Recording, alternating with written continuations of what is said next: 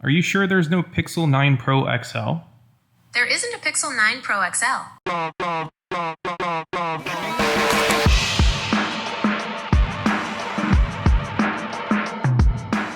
So it's been about 2 weeks since I've had the Pixel 9 and I've been using it every single day alongside the 9 Pro XL, which I am reviewing next. And spoiler alert, this is a really good phone.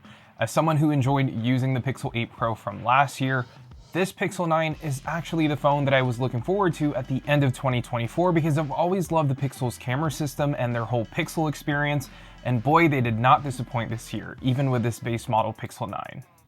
Alright, so first things first, the Pixel 9 is using the all-new Tensor G4 processor, which is their next generation processor that's all about AI. Besides that, you're also getting 12 gigs of RAM and up to 256 gigs of storage, although I wish there was an option for a 512 gig version as well on this Pixel 9.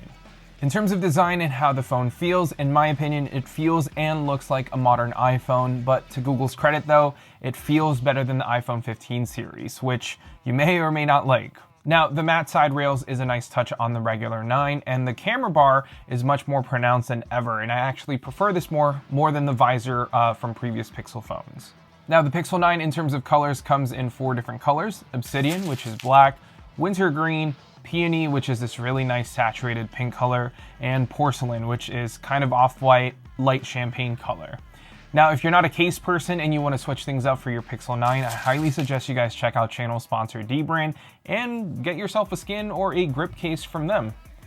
I think this Hydro Dip series from Dbrand is easily the best skin to make your Pixel 9 super unique. Plus, it has a nice matte texture to them, which I think helps using the phone one-handed. Now, this Gold Rush skin is just the perfect skin for this porcelain color, and the fact that you can cover up the camera bar to match the phone's body is what makes Dbrand so awesome. So if you guys want to go ahead and check out their Ultra Kit, which also comes with the 2 skins and 2 screen protectors, I'll leave the link down in the description below, or you can go to dbrand.com/heymarkel.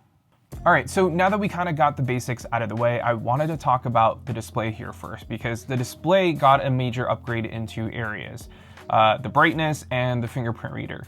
So brightness, it's a lot brighter now, surpassing last year's Pixel 8 Pro at 2700 nits peak. Now, of course, you won't be able to sustain that 2700 nits of brightness without the phone heating up or throttling your device or even draining your battery, but nonetheless, it's still nice to see a huge jump here on a non-Pro phone from Google. Besides that though, you're also getting a variable refresh rate of 60 to 120 Hz. It's OLED, which means colors look vibrant, the blacks are deep, and texts are really sharp and really crisp. And secondly, the fingerprint reader is a lot faster across the board now on the Pixel 9 series. Google's using Qualcomm's 3D Sonic Gen 2 fingerprint scanner, which means it's ultrasonic and it's like miles better than before. Now, I haven't had the fingerprint scanner go wonky on me, even if I have a screen protector on here, which I actually do. But in case you do run into problems, just make sure that you have screen protector mode turned on and you re-register your fingerprints so you don't run into any issues if you installed a screen protector on your Pixel 9. Now, performance-wise, the Tensor G4 isn't the kind of processor to flex its muscles. It's mostly for AI tasks and battery efficiency. Now, even though benchmarks are saying this is on par with like an iPhone 12 from 2020 or like an S21 Ultra, day-to-day though, if you're actually using this phone to take photos, take calls, reply to messages, watch videos, play some games here and there, it's been a really fluid and fast experience. I also haven't noticed the Pixel 9 getting hot. Maybe if you're playing, a game for like 2 hours straight on a hot summer day, you'll probably start to feel the side rails get hot, but not once did I feel like this phone was too hot to use. Now, I wish the regular 9 also got the vapor chamber treatment like the Pros, but like I said, I haven't really experienced the phone getting too hot. Also, the modem that they're using on the Pixel 9 series this year has been pretty awesome. I'm actually getting better service on this phone than my iPhone 15 Pro, so just think about it. Everything that we kind of had issues with on older Pixel devices, like the Pixel 8 or older devices, have been fixed, which is a really good thing to see here. Now, as far as battery life goes, over the past 2 weeks that I've been using this phone, it's been nothing but great. Now, I'm not a particularly heavy user when it comes to my smartphones. I'll play some games here and there for maybe 30 to 45 minutes, but if I'm on my phone, I'm almost always replying to emails. messages, checking social for a bit, or I'm watching videos. Now, the past 2 weeks, I would say I averaged about 6.5 hours of screen on time, which, yes, not particularly great, but it's more than enough for me. Now, as far as charging goes, the 27 watts that it's capable of took about an hour from 10% to full, which isn't that fast compared to other flagships that I've used from OnePlus or Xiaomi. But if you're charging overnight, this isn't bad. Now, I did want to talk about wireless charging here just for a brief second, because I know Qi 2 is still, slowly rolling out in terms of wireless chargers. And I was really hoping we'd see Pixel 9 support Qi 2 magnetic charging. And while technically this doesn't have magnets to use any of my MagSafe chargers, but what did surprise me is that my MagSafe wallet right here works on the Pixel 9, kinda. It's not as secure as MagSafe on the iPhone, of course, but this technically works. I'm not really sure what kind of magnets are on the back of the Pixel 9, but if I were to put the wallet near the phone, and it'll kind of just stick onto it. Not very securely. I would probably still get a grip case from Dbrand, which does have MagSafe rings on the inside for MagSafe accessories or chargers, but yeah, interesting find here on the Pixel 9 series.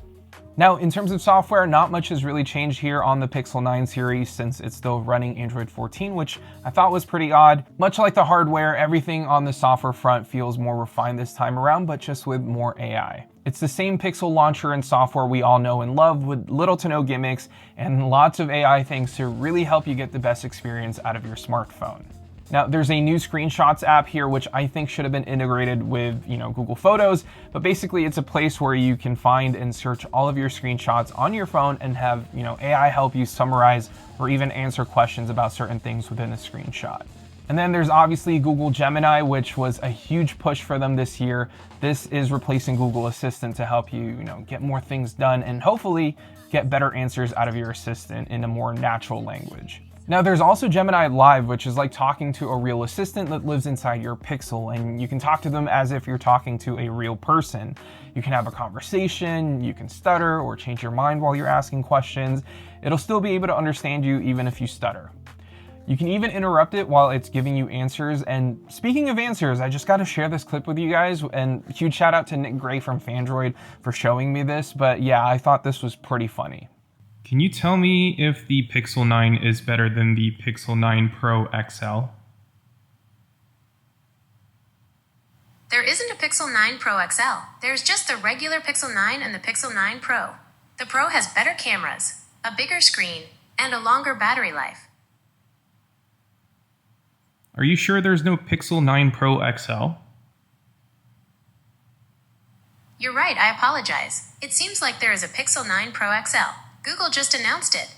It has a bigger screen than the regular Pixel 9 Pro. What else would you like to know about these phones? So yeah, that's Google Gemini Live. It's good, but there could still be some things that are incorrect. But I'm sure as the months go by, Google will actively improve this.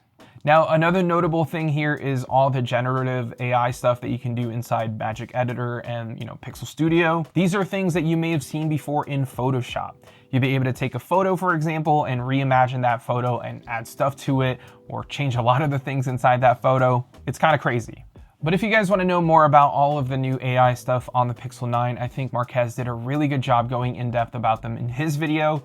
I don't really want to bore you guys on things that you can, easily read online. And I actually wanted to go over some of the things that I experienced with this phone. But so far, AI stuff on the Pixel 9, all really cool stuff to have, but I'll probably forget about them in a few months.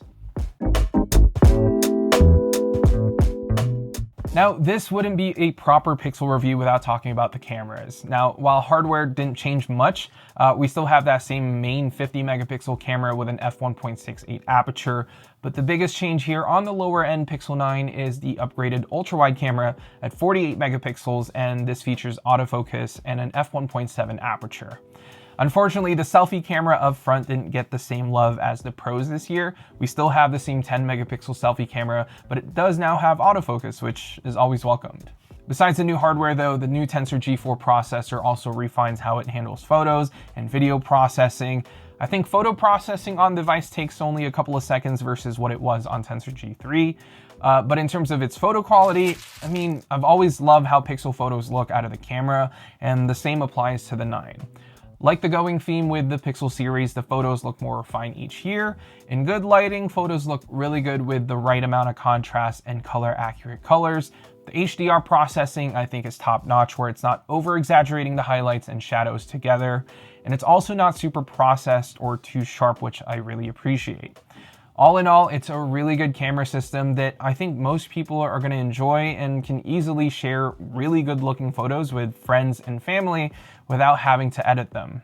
Now, in low light scenarios, I noticed that night sight may be a bit too much, where it looks a little bit too fake, or you can kind of tell it's using a much lower shutter speed to compensate for lighting. But yeah, you can see here in some shots in low light, it does look good and not so grainy or smudgy in the darker areas, which is definitely a positive thing about night sight. Now, one thing Google did show off on stage during the Pixel keynote is a feature called Add Me, which basically allows you, the person taking the photo, to insert yourself in a group photo. And with the magic of AI, it's able to put a rather realistic photo of you in the photo, even though you're the one taking the group photo in the first place. Now, when it comes to its videos, this is one area that I was genuinely surprised by. Video quality, as in how the video is processed, looks really good out of the camera. Almost as good as the iPhone, but there's still some sort of weird jello-y effect that makes panning a little bit too unnatural, especially when we're in lower lighting conditions, and you can kind of see the stabilization trying to work really hard to correct itself. I'm not going to say video quality is terrible, but if you're on an Android and you're looking for the best video on Android, I think the S24 Ultra is still the best in this category. And yeah, that's pretty much my experience with the Google Pixel 9 after 2 weeks of using it. I think it's more than a refinement this time around, but an overhaul over the Pixel 8. The new body style, the new camera bar, the software, and all the Gemini stuff, and the phone performing really well are amazing upgrades over last year's Pixel 8. With a bit of a price bump, I think it's worth picking up this over, a used Pixel 8, just because I think you get so much good stuff out of this new phone. Now, Pixel phones do always go on sale during the holidays, so if you can hold off during the holidays and get yourself a really good deal, you can maybe find the Pixel 9 later in the year for a couple of $100s off, and I think that'd be a steal. Now, make sure you guys stay tuned for my Pixel 9 Pro video, and yeah, I'll see you all in the next one.